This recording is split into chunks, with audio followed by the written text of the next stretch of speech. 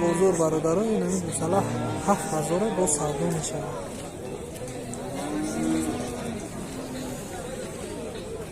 اینو مدعا کنه با فکر نم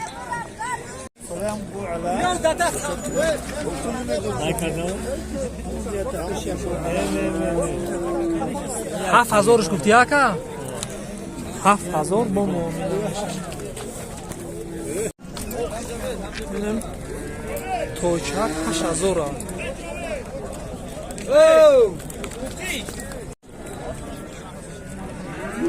چند تاش گفته؟ 13 تا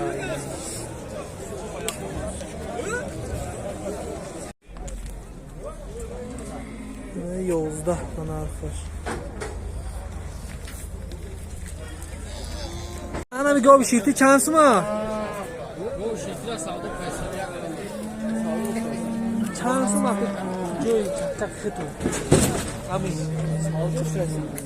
چند سومه 2000 یکی شانس من تکراکا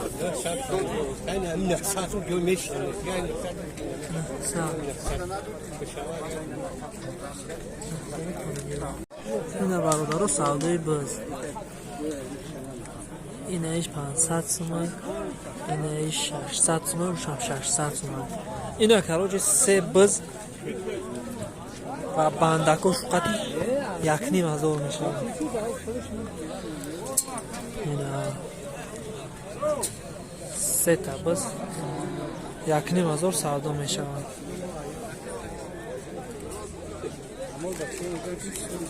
گوسفند 2000